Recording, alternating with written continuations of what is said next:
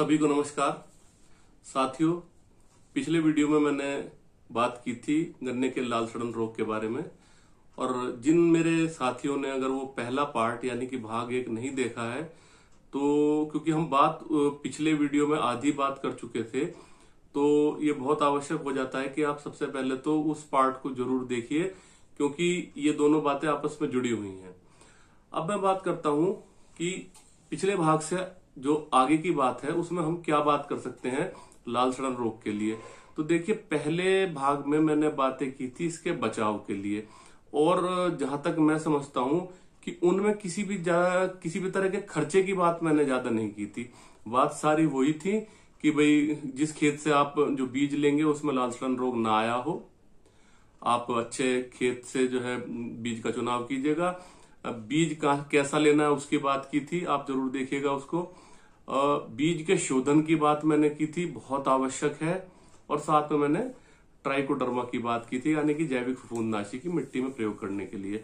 तो अभी तक जो भी मैंने चारों बातें की हैं उनमें से बस एक जगह बहुत कम मात्रा में केमिकल की बात की है मैंने, यानी कि फंजीसाइड का इस्तेमाल करने की। बाविस्टिन हो सकता है या कोई और फफूंदनाशी हो सकता है जिसको हम बीज शोधन 15-20 मिनट कर लें। तो अभी तक भी मात्र 100 रुपए की भी बात हमने नहीं की है, और ना ही मैंने कोई ऐसा जहर के लिए आपको कहा है कि आप इस्तेमाल कीजिए।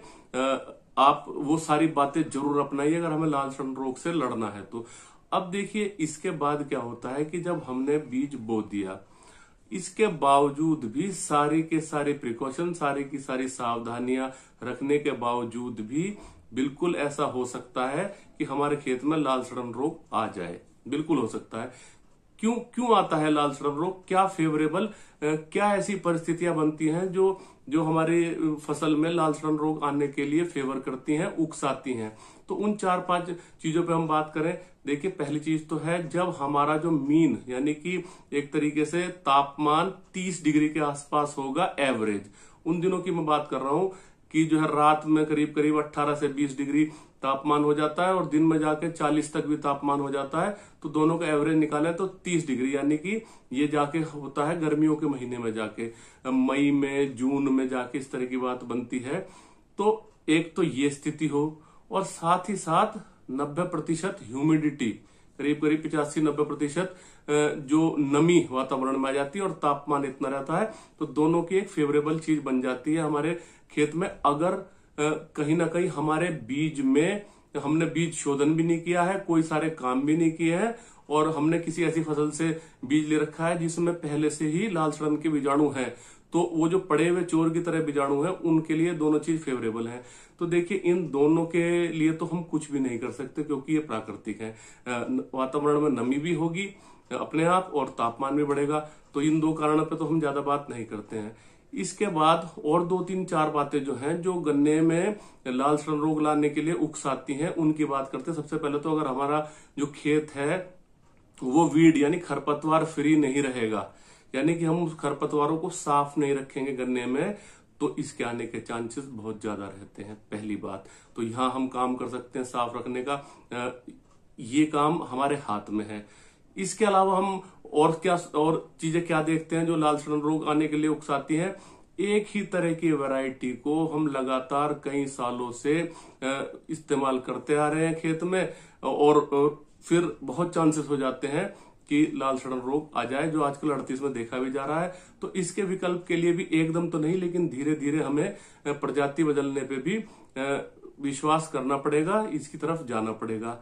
एक चीज क्या होती है, बहुत जरूरी जानने की है। देखिए किसान भाइयों, जब कभी फसल की शुरुआती अवस्था में सूखे की अवस्था होगी, सूखे की अवस्था मतलब जैसे कि हम गन्ना बोते हैं तो उसके करीब करीब 1 महीने बाद, जैसे पलेवा करके बो देते हैं, तो 1 महीने बाद जाके हम पानी देते हैं। तो पानी देते हैं तो इसका मतलब ये नहीं कि वो सूखे में रहता है, ऊपर की परत सूख जाती है, लेकिन आप जब भी ऊपर की सूखी हुई परत को नीचे हटा के देखेंगे तो आपको गीली मिलती है, यानी कि नमी होती है। ऐसी नमी तो ठीक है, लेकिन कहीं हमारे नीचे की परत में भी नमी नहीं है, सूखे की स्थिति है, और हमने तब भी पानी नहीं दिया गन्ने को, तो क्या होता है, सूखे की अवस्था में, शुरुआती अवस्था में जब गन्ने की बढ़वार हो रही होती है और सूखे की अवस्था है, तो भी लाल सड़न रोग आएगा।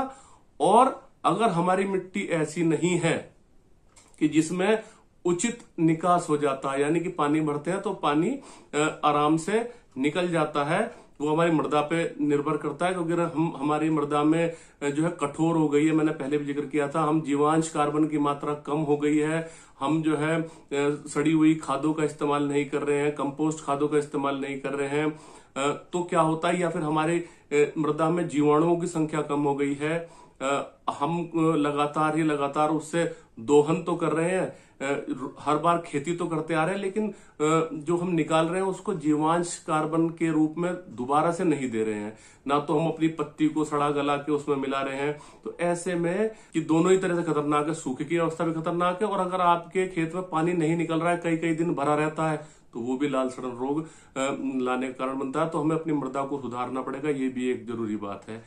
एक बात और भी है कि जिन खेतों की जो मृदा है 5 से 6 पीएच, ये मिट्टी के बुखार की मैंने बात की थी, 5 से 6 पीएच रहती है, तो उनमें भी लाल सड़न रोग के जो बीजाणु हैं उनको अच्छा एक तरीके से आप समझ लीजिए कि माहौल मिलता है लाल सड़न रोग लाने के लिए। तो हमें बीच बीच में अपनी मिट्टी जरूर टेस्ट करानी है बीच बीच में, और पूरी भी ना करा सकें तो कम से कम एनपीके जो मुख्य पोषक तत्व है, पीएच कितनी है हमारी मिट्टी की, तो उसको देख सकते हैं, उसको देखना ही पड़ेगा। अगर कम की तरफ है तो उसको चूना वगैरह डाल के ठीक किया जा सकता है। मैं एक वीडियो आपसे शेयर करूंगा जिसमें अगर मिट्टी अम्लीय की तरफ है तो हम कितना चूना डाल के ठीक कर सकते हैं, और अगर ऊपर चली गई है पीएच 7 से ऊपर, क्षारीय हो गई है, लवण बन रहे हैं, सफेद सफेद सा चूर्ण दिखाई दे रहा है मिट्टी में, तो फिर हम उसमें जिप्सम डाल के ठीक कर सकते हैं। तो इसका भी आपको थोड़ा सा ध्यान रखना पड़ेगा। तो ये इसमें भी हम कुछ ना कुछ कर सकते हैं, ये भी एक ऐसा काम है। इन सब चीजों का हमको ध्यान देना पड़ेगा। इसके बावजूद भी हम आगे बढ़ते हैं कि हमने गन्ना बो दिया, सारी प्रिकॉशन, सारी सावधानियों को रखने के बावजूद भी अब जो है, जो गर्मी के 2-3 महीने हैं, अप्रैल है, मई है, जून के लास्ट तक भी हमें नहीं पता, हम पहचान भी नहीं सकते, थोड़ा सा अंदाजा लगा सकते हैं कि अगर आपने सारे काम ठीक करे हैं, तो यदि आपके जमाव में कोई परेशानी आए, कि आप देख रहे हैं कि भाई सारे काम ठीक करें लेकिन जमाव भी अच्छा नहीं हो रहा, या जमाव होने के बाद आप देखें कि पेड़ मरने शुरू हो गए, तो हो सकता है लाल सड़न रोग हो।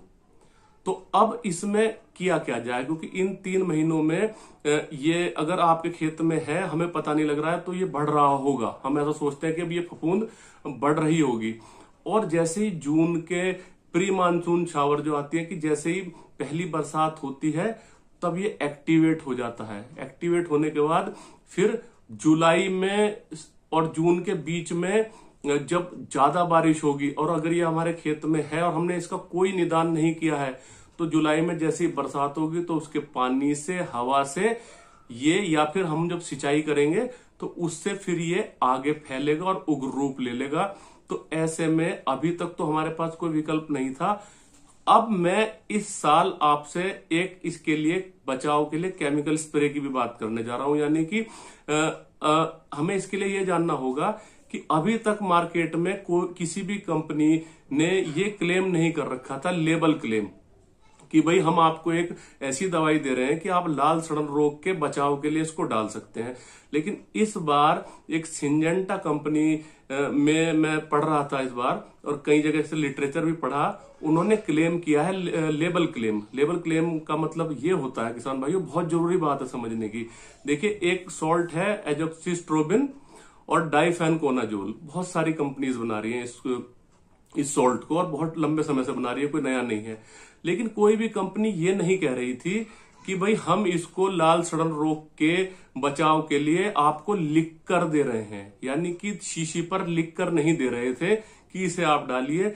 ये पहल सिंजेंटा ने की है, उनका एक उत्पाद है जिसमें ये टेक्निकल है, और उस उत्पाद का नाम है एमिस्टार टॉप। अब आप कहेंगे कि मैं एमिस्टार टॉप का ही नाम क्यों ले रहा हूं डॉक्टर साहब, आप तो नाम लेके सिंजेंटा की दवाई के बारे में बता रहे हैं। बिल्कुल, मैं इसलिए बता रहा हूं, बता पाने की स्थिति में हूं, क्योंकि अभी तक तो कोई विकल्प कोई कंपनी कह ही नहीं रही थी। हम सारे काम करेंगे, और मैं ये भी कहता हूं, कई किसान भाई कहते हैं डॉक्टर साहब आप तो थोड़ा जैविक की तरफ भी लेके चलिए। देखिए, अभी तक मैंने लाल सड़न रोग से पहले आपसे कितनी बातें शेयर की, ट्राइकोडर्मा की भी बात शेयर की, मेटारिजियम की बात शेयर की, गन्ने में बेधक कीटों के लिए ट्राइकोकार्ड्स की भी बात शेयर की कि ट्राइकोकार्ड यानी कि अंड परजीवी का इस्तेमाल कीजिए, गोबर की खाद की बात करी, खाद में मैंने बात की कि खाद को आप जितनी भी एनपीके खाद देनी है उसको तीनों तरीके से दीजिए। कुछ कंपोस्ट और जैविक खादों का भी इस्तेमाल कीजिए, तिहाई में केमिकल फर्टिलाइजर कीजिए और तिहाई में बायो फर्टिलाइजर, यानी कि जो हमारे जैविक फर्टिलाइजर्स हैं, जैविक उर्वरक हैं, जो कुछ बैक्टीरियाज हैं उनके इस्तेमाल की बात की। तो इसका मतलब मैं कहीं ना कहीं सारी बातों पे बात कर रहा हूं। तो उसी सारी बातों में एक हिस्सा केमिकल भी है। अब देखिए किसान भाइयों, सबसे जो जरूरी चीज है, जो सबसे मुख्य है कि कोई भी कुछ भी बताएगा आपको, और जो ये लेबल क्लेम होता है, ये लेबल क्लेम मिलता कैसे है, इसलिए मैं आपको बता पा रहा हूं। कोई भी कंपनी अगर अपने किसी उत्पाद पे कुछ लिखेगी कि हम इस दवाई को ये क्लेम कर रहे हैं कि हमें इस फसल का ये रोग का ये बचाव कर सकती है, तो उसके लिए वो ऐसे ही नहीं मिल जाता। जो हमारा सेंट्रल इंसेक्टिसाइड बोर्ड है CIB, पहले उस पर 2 साल 3 साल उनको डाटा उपलब्ध कराने पड़ते हैं, आंकड़े उपलब्ध कराने पड़ते हैं अपनी रिसर्च के। CIB कहता है कि पहले आप ये बताइए आपने लाल सड़न रोग के लिए इस वाले कीटनाशक को इस्तेमाल करके देखा है, और देखा है तो आप 3 साल के अपने डेटा दीजिए हमें कि क्या रिजल्ट रहे।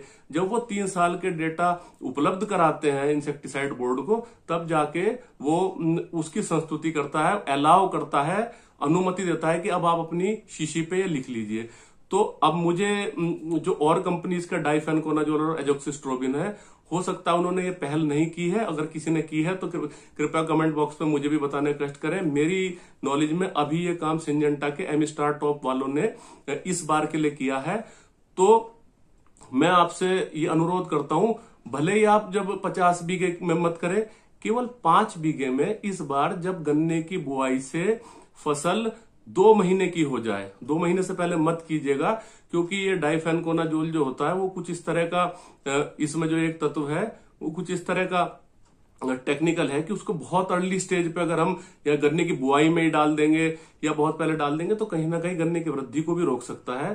तो बचाव के लिए उस 3 महीने के पीरियड में जब हमने कोई काम नहीं कर सकते, तो जब आपकी जो फसल 60 दिन की हो तो 160 ग्राम प्रति एकड़ की इसकी डोज है। इस बार हम 5 बीघे में करके देखते हैं। देखिए, पहले सबसे पहले जो प्रोडक्ट आया था जिसको हम कोराजन के नाम से जानते हैं, उसमें भी जो है पहले डुपॉन्ट जो कोर्टेवा हो गए, उन्होंने इसका प्रयोग किया था, लेबल क्लेम किया था और बताया था कि भाई ये गन्ने के में 3 महीने के लिए काम करेगा, कनस्वे के लिए, जोटी वेदक के लिए। तो हम लोगों ने इसको थोड़ा थोड़ा इस्तेमाल करके देखा और हमको अच्छे रिजल्ट मिले। फिर कितनी सारी कंपनीज ने उसको क्लेम कर दिया, बहुत सारी वही टेक्निकल कई कंपनीज बनाने लगी। तो इसी तरीके से अब अगर एमिस्टार टॉप की बात सिंजेंटा ने कही है और अपना लेबल क्लेम दिया है, तो आप इसका प्रयोग 2 बीघे में, 4 बीघे में, 5 बीघे में बचाव के लिए करके देख सकते हैं इस साल। तो ये काम हम कर सकते हैं। अब इसके बाद मैंने जून तक पहुंच गया हूं मैं। अगर हमने 2 महीने की फसल पे, यानी कि अगर हमने मार्च में गन्ना बोया है तो अप्रैल और मई के करीब में हमने इसको, जब हमारी फसल 2 महीने की हो जाए तो इसका इस्तेमाल हमने बचाव के लिए कर दिया, तो हो सकता है आपकी फसल में ये आए ही ना, क्योंकि अगर वो फंगस पत्तियों पे सरवाइव कर रही होगी, बन रही होगी, बढ़ रही होगी, तो एक बचाव के स्प्रे से शायद ये रुक जाए। इसके बाद और क्या काम कर सकते हैं, क्योंकि जुलाई में तो एकदम बरसात होगी और हमने कुछ नहीं किया तो ये फैल जाएगा। तो इसके लक्षण पहचानिए। अगर सबसे पहले जो मुख्य शिरा है अगर वो लाल होती दिखाई दे, लाल लाल धब्बे पड़ेंगे उस पे, और उन धब्बों पे, पत्तियों पे भी लाल लाल चकत्ते से दिखाई देंगे, और फिर तीसरी चौथी पत्ती ऊपर से नोक पे से और किनारों पे से पीले पड़ती हुई नीचे की तरफ आएगी। तो अब इसको पहचानिए, उसकी थोड़ी सी सर्जरी करिए। जहां 2 या 4 पौधे आपको पूरे खेत में कहीं दिख रहे हो, उनको उखाड़ के ब्लीचिंग पाउडर आता है, जैसे आपने कोरोना काल में भी सुना होगा, ऐसा बाजार में मिलता है, 30-40 ग्राम उस जगह से उस पौधे को निकाल के 30-40 ग्राम उस गड्ढे में डाल के थोड़ा सा पानी दे दीजिए, जिससे कि अगर उस गड्ढे में जो भी उसके बीजाणु होंगे खेत में वो मर जाएंगे, तो और पौधों में ये नहीं फैलेगा। ये काम मानसून से पहले पहले हम करेंगे अगर किसी पौधे में लाल सड़न रोग के लक्षण दिखाई दे गए। और आखिर में जाके जब ये बरसात हो गई और कुछ भी नहीं काम किया, तो ये खेत में पानी में और सहायता से, चाहे वो सिंचाई की सहायता से हवा की सहायता से फिर ये फैलेगा और फिर तने में आ जाएगा, फिर अंदर से तना लाल पड़ेगा, तब जाके वो कैंसर बनता है। फिर हम ज्यादा कुछ किसान भाइयों नहीं कर सकते। फिर ऐसे में केवल एक काम कर सकते हैं कि जो हमारे बराबर वाले खेत हैं उनको तो हम कम से कम बचाए, जब हमने कुछ नहीं किया तो ऐसे खेतों में मेड़बंदी कर दीजिए, यानी कि उस खेत का जो पानी है वो दूसरे खेतों में ना जाए, नहीं तो निश्चित तौर पे दूसरे खेतों में भी लाल सड़न रोग फैलने का खतरा बन जाएगा। तो इन्हीं सब बातों के साथ इससे हमें लड़ना है। तो पहला पार्ट भी जो मैंने बनाया था उसे देखिए। दूसरा पार्ट ये है, किसी भी तरह की शंका के लिए आप जो है अपना कमेंट लिखते रहिए। मैं निश्चित तौर पर आपको प्रयास करता रहूंगा कि जैविक भी केमिकल भी एक मिली जुली जानकारी जिससे कम से कम खर्चे में हम अपनी खेती कर पाए, मैं देता रहूं। इन्हीं शब्दों के साथ जय हिंद, जय भारत।